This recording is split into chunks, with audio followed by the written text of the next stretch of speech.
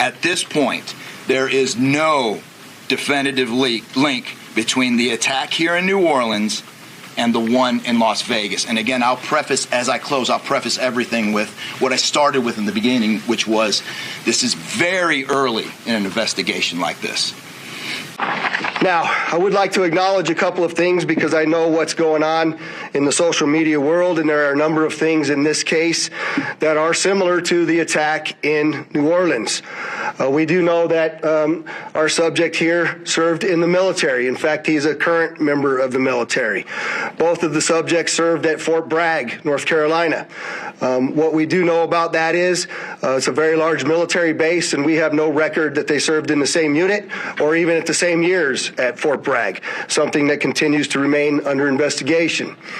I also know that they both served in Afghanistan in 2009. We don't have any evidence that they were in the same province in Afghanistan, the same location, or the same unit. Again, something else that remains under investigation. And we also know, of course, that they both used the rental company Turo to rent their vehicles. First and foremost, let me be very clear about this point. This was an act of terrorism. It was premeditated and an evil act.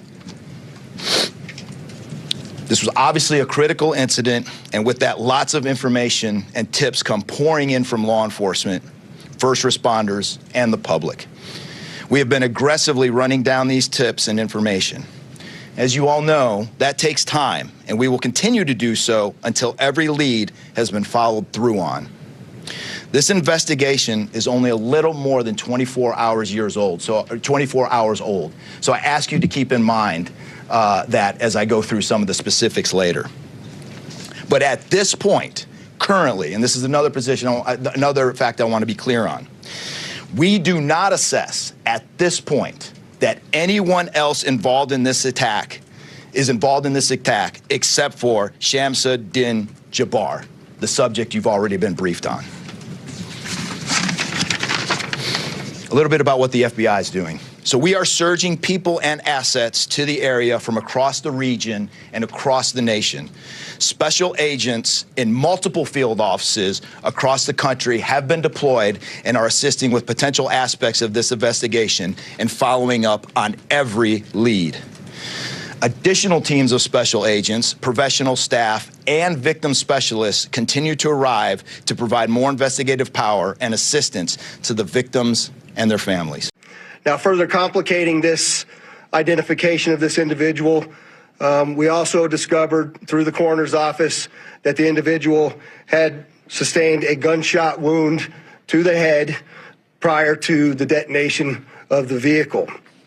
One of the handguns was found at his feet inside of the vehicle. Obviously, in how we're trying to identify him, and I'm feeling comfortable to give you this information, is a tremendous amount of substantial evidence to include he rented the Turo vehicle. There are 2 tattoos, one of which was on the stomach and one of which is on the arm, that we can see bits and pieces of it as in comparison to what it is that we now know he had on his body. That has given us a lot of confidence that this is, in fact, the same person, as well as the clearly obvious, which is the credit cards, the military identification, the